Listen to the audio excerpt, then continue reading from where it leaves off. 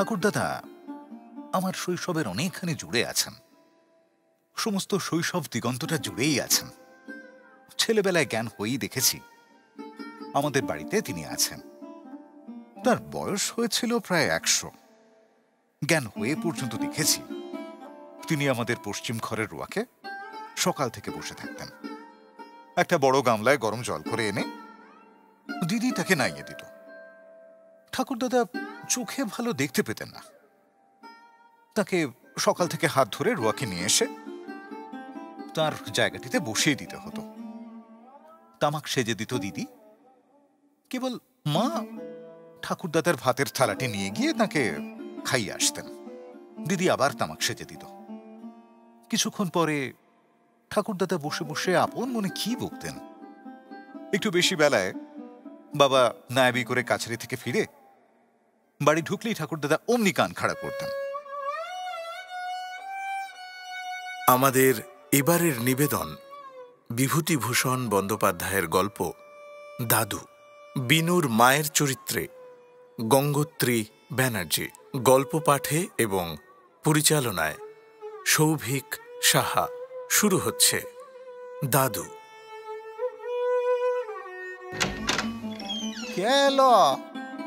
হরিশ? হ্যাঁ বাবা, আমি। বাবা হরিশ, আমার বড্ড খিদে পেয়েছে। সে কি বাবা, আপনাকে এখনো ভাত দেয়নি? না বাবা, খিদে মরছি। ও হরিশ, ভাত দিতে বলে দে। বাবার বয়স 50-এর ওপর। মাথার চুল প্রায় সব সাদা হয়ে গিয়েছে। বেশ মোটা সোটা নাদুস নুদুস চেহারা। সবাই বলে বাবা নাকি দেখতে সুপুরুষ। বাবা মাকে অনুচোগ করলেন। আচ্ছা তুমি কি গো, ছি ছি, বাবাকে এখনো ভাত দাওনি? এত বেলা হলো। ও মা, সে কি গো, উফ, এই 10টার সময় যে আমি নিজের হাতে খাইয়ে এসেছি। বাবা চেঁচিয়ে ডেকে বললেন, বাবা! কে হরিশ? আপনাকে আপনার বৌমা খাইয়ে এসেছে যে। কি বলছেন আপনি? না না, ও হরিশ, মিথ্যে কথা। আমার কেউ ভাত দেয়নি, না খেয়ে মুলাম আমি।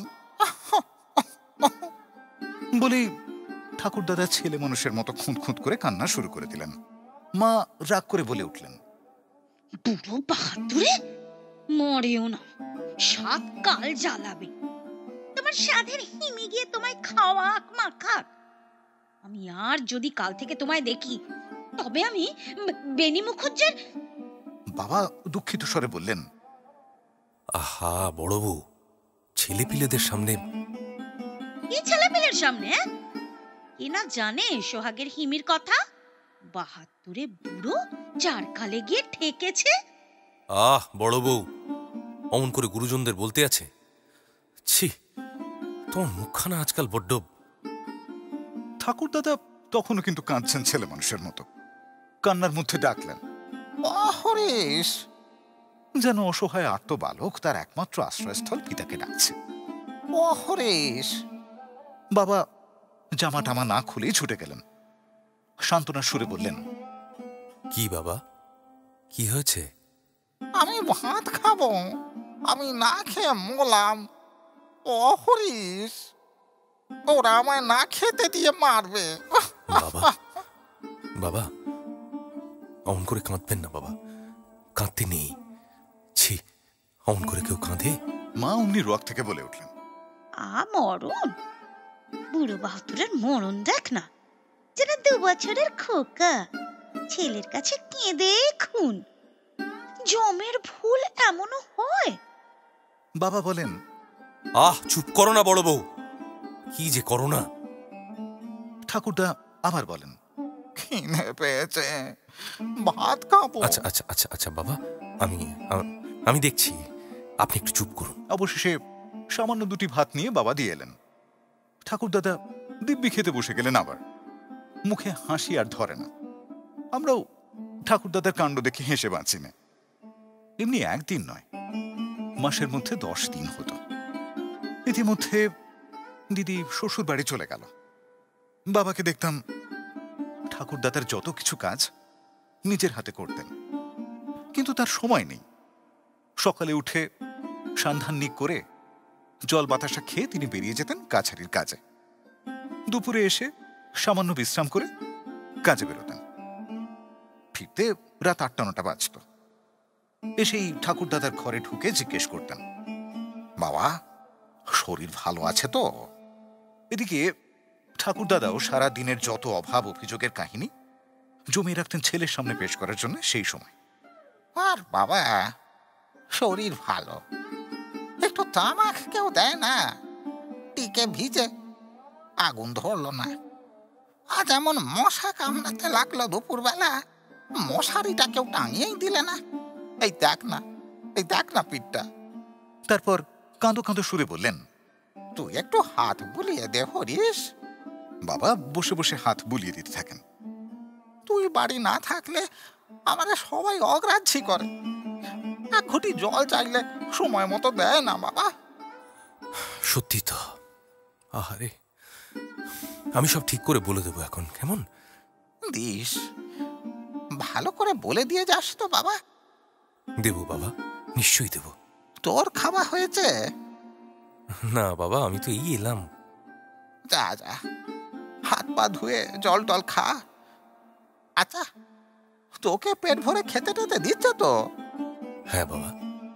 দেখি সরে আয় তো, একটু মোটা সোটা হলেই না সেই রকমই আছিস। জানিস ছেলেবেলায় তোর শরীর ছিল এমনি রোগা। তাই? তোর গর্ভধারিণী একদিন বললে খোকার জন্য ছাগলের দুধের ব্যবস্থা কর। তখন মেহেরপুরে নীলকুঠিতে কাজ করি, সেইখানেই তোর জন্ম, জানিস তো? হ্যাঁ বাবা। হ্যাঁ, মেহেরপুরের ইয়ে কি যেন বলছিলাম, ভুলে গেলাম, আজকাল কিছু মনেও থাকে না। ওই যে বাবা, ছাগলের দুধ। হ্যাঁ হ্যাঁ, ছাগলের দুধ আনতে বললেন তোর গর্ভধারিণী। সাহেবের একটা বড় ছাগল ছিল, মালির সঙ্গে সর করে ফেললাম, মাসে 2 টাকা করে দেবো, আর সে আধসের করে ছাগলের দুধ দেবে। বাবা ওঠেন না সেখান থেকে যতক্ষণ ঠাকুরদাদা একটু শান্ত না হন।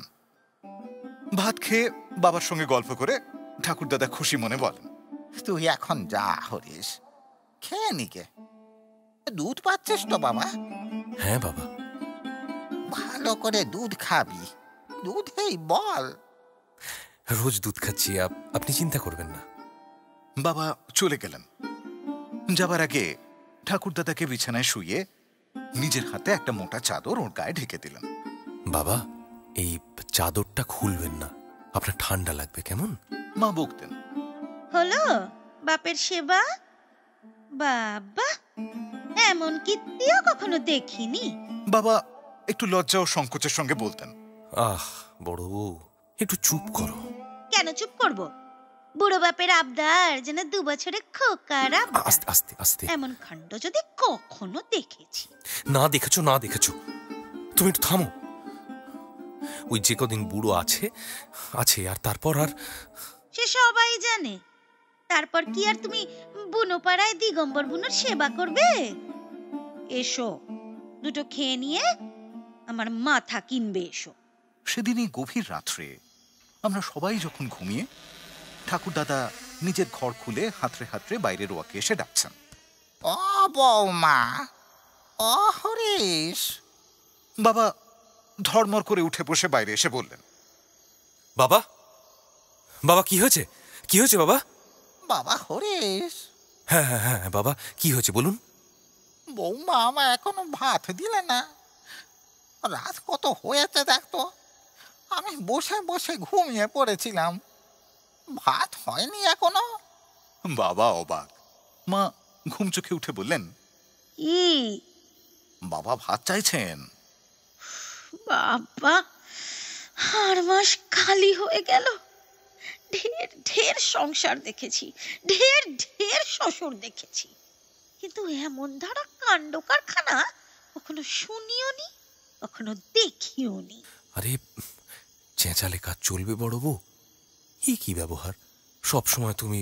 ইতিমধ্যে আমার নির্বিকার ঠাকুরদাদা, যিনি চোখে ভালো দেখেন না, কানেও ভালো শোনেন না, আবার ডেকে উঠলেন।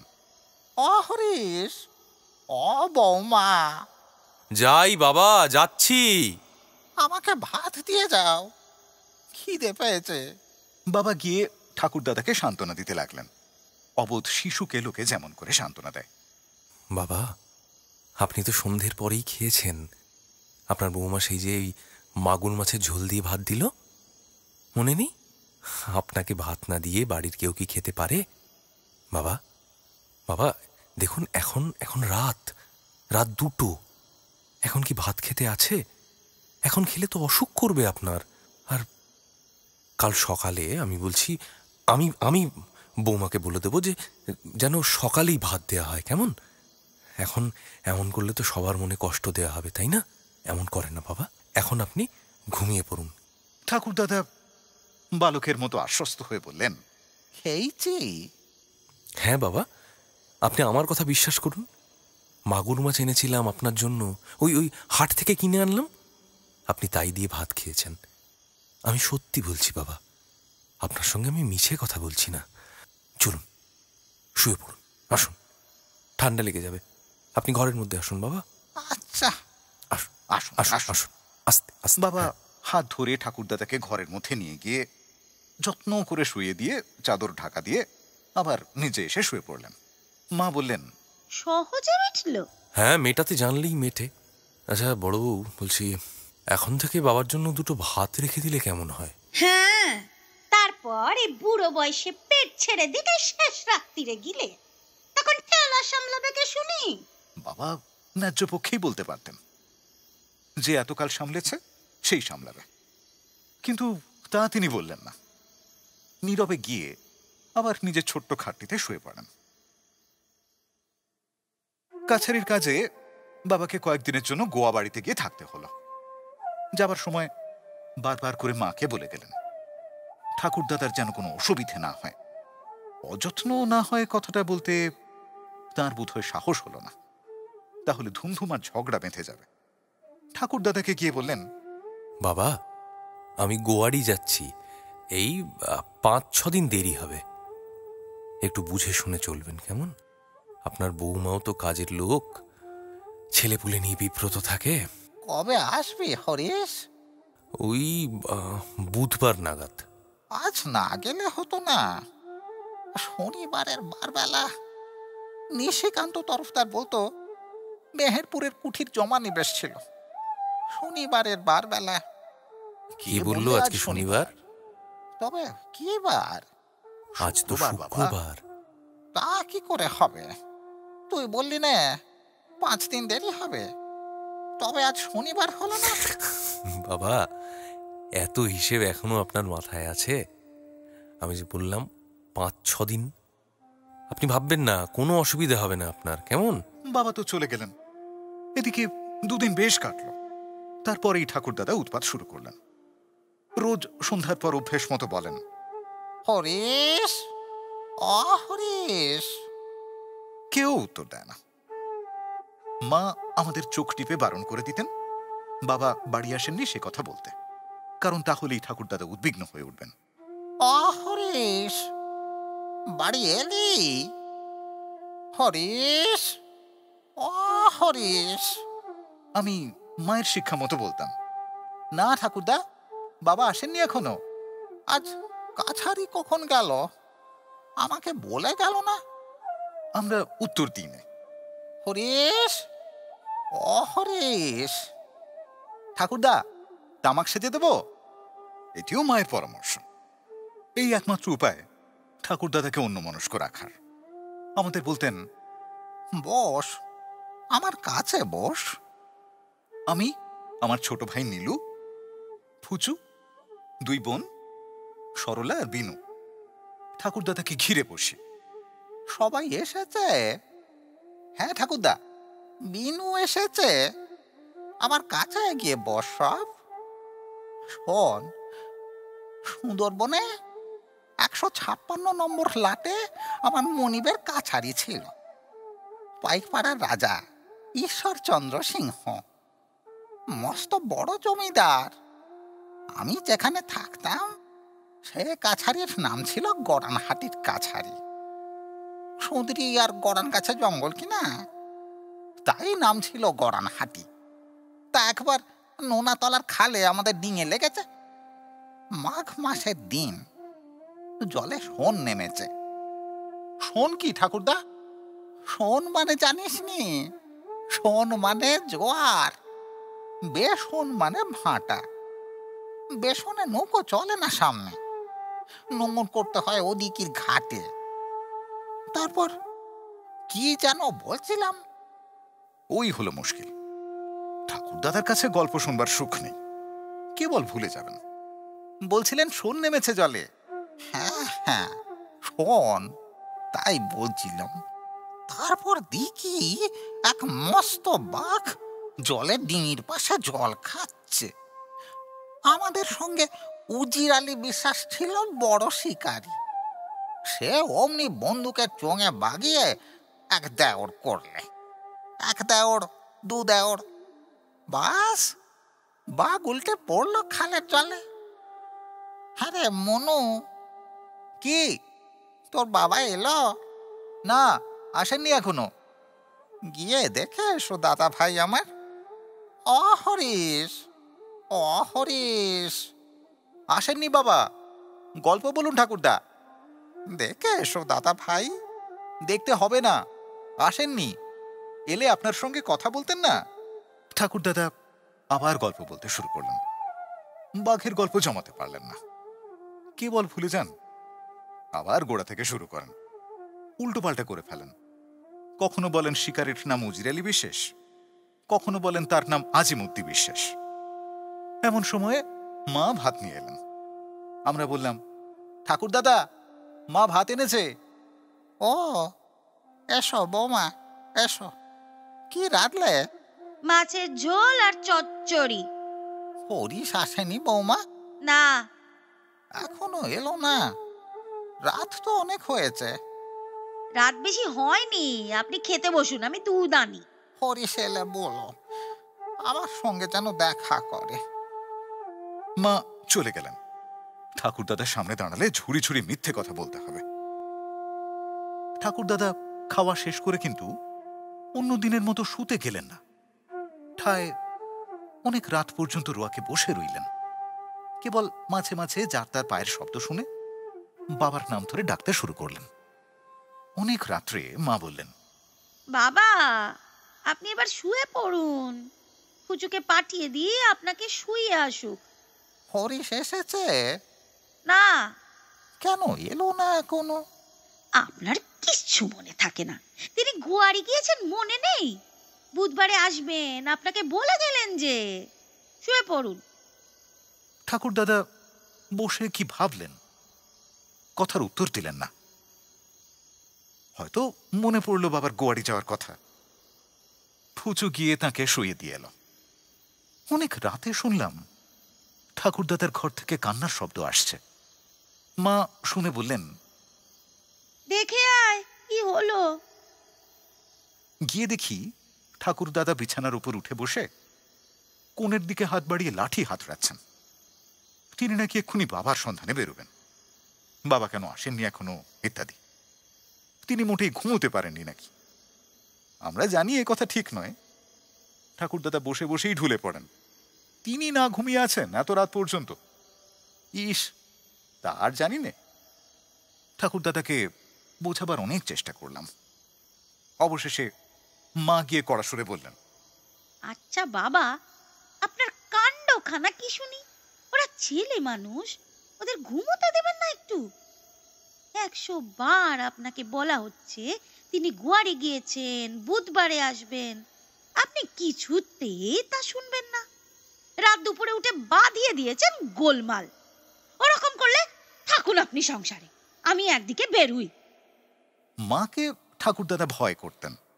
মা ঘরে পা দিতেই তিনি বেশ নরম হয়ে এসেছিলেন। সুর করে চাদর মুড়ি দিয়ে শুয়ে পড়লেন। সকালে উঠে আমায় কাছে ডাকলেন, মনু, ও মনু, শোন। কি? দাদা ভাই, দাদু আমার একটা পয়সা দেবো এখন।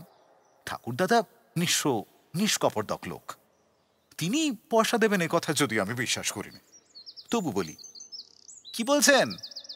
তোর বাবার চিঠি এসেছে? না, আজ কি বার দাদু ভাই? সোমবার। হরিশ কবে আসবে বল দিকিনি? বুধবারে। বুধবারে? আচ্ছা, যা। বুধবারে বাবা কি জন্য যেন এলেন না, কি জানি। ঠাকুরদাদা সারাদিন রোয়াকে বসে রইলেন, গম্ভীর মুখে তামাক খান, আর মাঝে মাঝে বলেন, কে এলো? হরিশ? হরিশ, কিসের পায়ের শব্দ রে? ফুচু, নীলু, হরিশ। ফুচু বললে, আমাদের রাঙি গাইয়ের বকনা ঠাকুরদা। এই রকম চলল সারাদিন।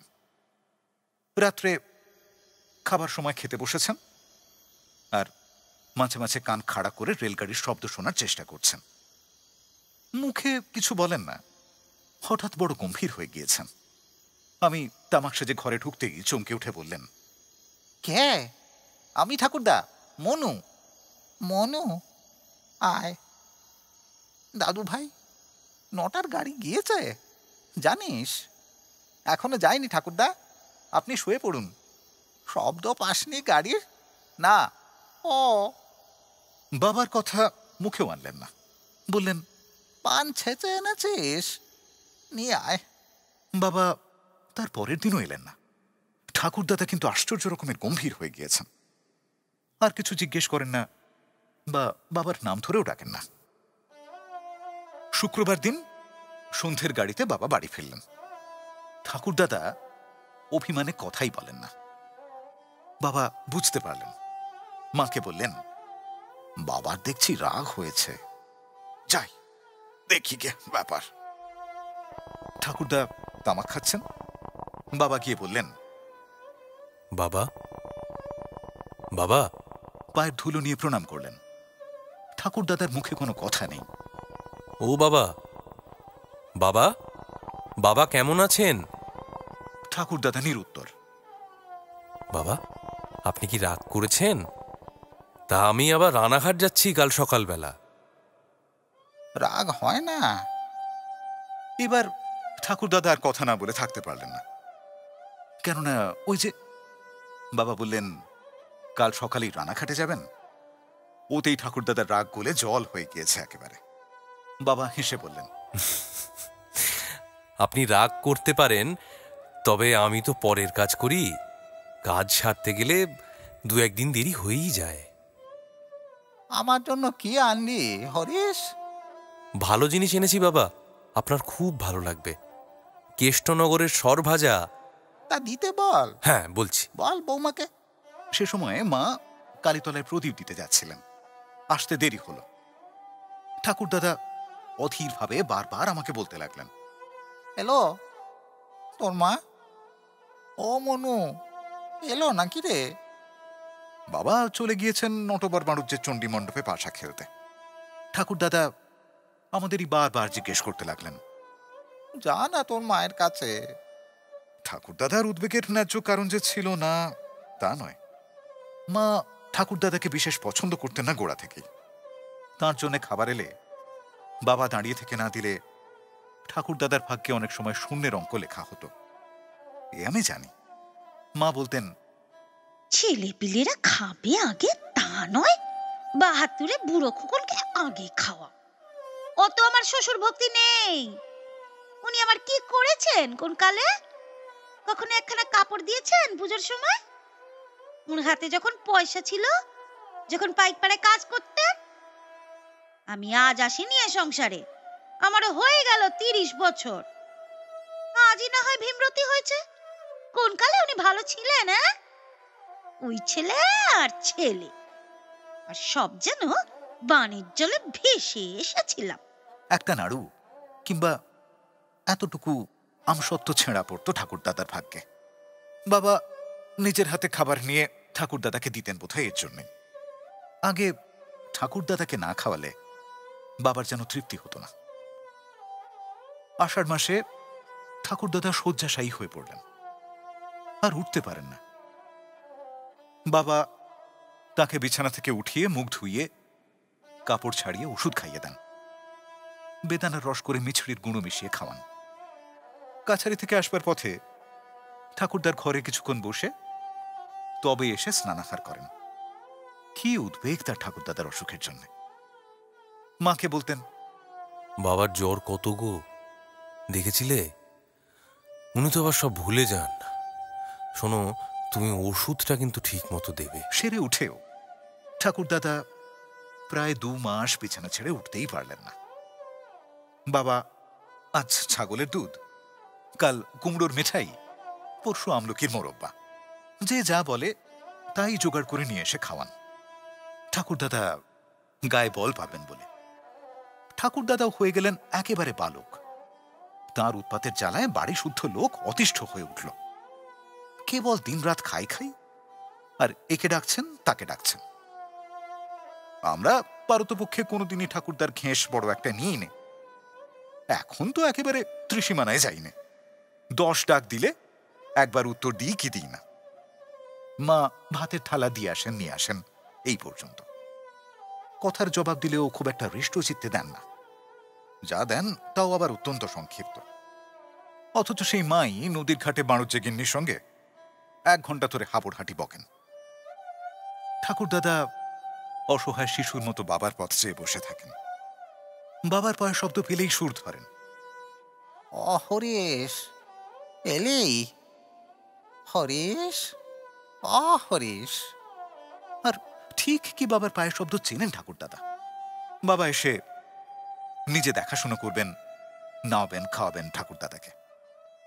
বাবা এলেই ঠাকুরদাদা যত কিছু অভিযোগ শুরু করে দেবেন ছেলে মানুষের মতো। বৌমা আমাকে এ করেনি, আমাকে তা দেয়নি। তাতে ঠাকুরদাদা মায়ের সহানুভূতি আরো হারাতেন। বাবা তা জানতেন, সেজন্যে নিজে সর্বদা খবরদারি করতেন। কারো হাতে ঠাকুরদাদাকে ছেড়ে দিয়ে বাবার বিশ্বাস হতো না, এক দিদি ছাড়া। দিদি তো শ্বশুর বাড়ি চলে গিয়েছে। পৌষ মাসে বাবা আবাদে গেলেন পৌষ কিস্তির খাজনা আদায় করতে। বারবার করে মাকে বলে গেলেন ঠাকুরদাদার যেন কোনো অযত্ন না হয়। মা বললেন, কেন? আমি কি বুড়োকে গলা টিপে মেরে ফেলবো নাকি? ছি, অমন বলতে নেই। না, তুমি সেই রকম কথাবার্তা বলছো কি না তাই বলছি। তবে আমার সংসারের কাজকর্ম সেরে সব দিক দেখতে তো পারি নে। যতদূর পারি, চিরকাল যা হয়ে এসেছে তাই হবে। বড়বাবু, একটু মন দিয়ে শোনো। উনি তো বুড়ো মানুষ, মানে। আমি তো জানি যা পারি হবে, ভেবো না। বাবা ঠাকুরদার কাছে বিদায় নেওয়ার সময় কতদিন দেরি হবে তা ঠিক বললেন না। বললে ঠাকুরদাদা হয়তো যেতে দেবেন না, কিংবা ব্যস্ত হয়ে পড়বেন। বাবা যখন বেরুলেন ঠাকুরদাদা বললেন, হরিশ, কবে ফিরবি? তাঁর চিরন্তন প্রশ্ন। এই যত শিগগিরই হয়। বাবা, আপনি ভাববেন না। ঠাকুরদাদাকে ফেলে কোথাও গিয়ে বাবা স্বস্তি পেতেন না। আমি জানি ঠাকুরদাদা নাকি 3 বছর বয়স থেকে বাবা এবং মার মতো করে মানুষ করেছেন বাবাকে। ঠাকুর মায়ের মৃত্যুর পরে বাবা যেন ভাবতেন ঠাকুরদাদা শত্রুপুরীর মধ্যে বাস করছেন, চতুর্দিকে শত্রু বেষ্টিত অবস্থায়। একমাত্র আপনার জন তিনি নিজে। এই জন্য চোখে চোখে রাখতেন সর্বদা। কারো হাতে ছেড়ে দিয়ে বিশ্বাস করতে পারতেন না। বলা বাহুল্য, ঠাকুরদাদা তো নিজেকে অসহায় শত্রু বেষ্টিত বলে মনে করতেনই। বাবা এবারে বাড়ি ফিরতে অনেক দেরি করতে লাগলেন। অবশেষে যখন ফিরলেন তখন গরুর গাড়ি করে, ভীষণ অসুস্থ অবস্থায়, ঘোর জ্বর। জ্বরের ঘোরে বলতে লাগলেন, বাবাকে কেউ বলো না আমি অসুস্থ হয়ে বাড়ি এসেছি। ঠাকুরদাদা কিন্তু আন্দাজে মাঝে মাঝে বাবাকে ডাক দিতেন। হরিশ, বুঝতে পেরেছিলেন কিনা কি জানি। হরিশ, ও হরিশ, আমার জন্য কি আনলি বাবা? ও হরিশ। বাবা ঠিক শুনতে পান, জ্বরে ধুঁকতে ধুঁকতে বলেন, বাবা বাঁচতে আমার যেন কিছু না হয়। হে ভগবান, আমি মরেও সুখ পাবো না যে। অসুখ বড় বার। জেলা থেকে ডাক্তার এসে দেখলো দুদিন। সংসারের পুঁজি ভেঙে বাবার চিকিৎসা হতে লাগলো। একদিন বড় বাড়াবাড়ি হলো। ঠাকুরদাদাকে আর দেখাশোনা করার লোক নেই। বাবাকে নিয়েই সবাই ব্যস্ত। গ্রামের ত্রিলোচন ঠাকুরদাদার কাছে বসে তাকে বাজে গল্পে ভুলিয়ে রাখলে। সবাই বলতে লাগলো, সুবোধ বোধহয় আর বাঁচবে না। আহা, বুড়োর কি কপাল। বাবার মৃত্যু হলো শেষ রাত্রে। ঠাকুরদাদা তার কিছুই জানেন না, গভীর ঘুমে অচেতন। খুব ভোরবেলা বাড়িতে এসে ত্রিলোচন চক্রবর্তী ঠাকুরদাদার হাত ধরে ছুতো করে বাইরে কোথায় নিয়ে গেল। চলুন জ্যাঠামশাই, একটু বর্দার বাড়িতে, আপনাকে একটু পায়ের ধুলো দিতে হবে সেখানে, তারা বলেছে। আমি যাব? কান্নাকাটির চাপা শব্দ পেয়ে বলতে লাগলেন, হরিশ, ও হরিশ, কি রে, কিসের শব্দ? হ্যাঁ? সন্ধেবেলা বাড়ি ফিরে ঠাকুরদাদাকে ঘিরে বসি আমরা সবাই। হঠাৎ আমার বড় মমতা হলো ঠাকুরদাদার অসহায় মুখের দিকে চেয়ে। নতুন কেমন যেন একটা মমতা, যা এতদিন মনের মধ্যে কখনো খুঁজে পাইনি আগে। শুনলেন বিভূতিভূষণ বন্দ্যোপাধ্যায়ের গল্প দাদু, বিনুর বাবার চরিত্রে অনুজয় চট্টোপাধ্যায়, বিনুর মায়ের চরিত্রে গঙ্গোত্রী ব্যানার্জি, বিনু সুরজিৎ গাঙ্গুলি, আবহ ও শব্দ নিয়ন্ত্রণ অরিজিৎ পাল, শব্দ পুনর্নির্মাণ গোপাল দাস, পোস্টার চয়ন মণ্ডল, গল্প পাঠে দাদুর চরিত্রে এবং পরিচালনায় সৌভিক সাহা। গল্পের কাহিনী এবং সমস্ত চরিত্র লেখকের কল্পনাপ্রসূত। বাস্তবের সঙ্গে কোনো মিল থেকে থাকলে তা সম্পূর্ণ অনিচ্ছাকৃত ও কাকতালীয়। এই অডিও পরিবেশনা শুধুমাত্র মনোরঞ্জনের জন্য। এর উদ্দেশ্য কোনোভাবেই কোনো জাতি, রাষ্ট্র, ব্যক্তি, জাত, কোনো বিশেষ পেশা বা ধর্মকে আঘাত করা নয়। অডিও রূপান্তরের প্রয়োজনে গল্পের ভাষায় সামান্য পরিবর্তন করা হয়েছে। মদ্যপান, ধূমপান, মাদক সেবন স্বাস্থ্যের পক্ষে ক্ষতিকর। কোনো রকম অন্ধবিশ্বাস ও কুসংস্কারকে গুরুত্ব দেওয়া আমাদের উদ্দেশ্য নয়। এমন আরও অনেক গল্প আছে আমাদের কাছে। শুনতে থাকুন, সঙ্গে থাকুন।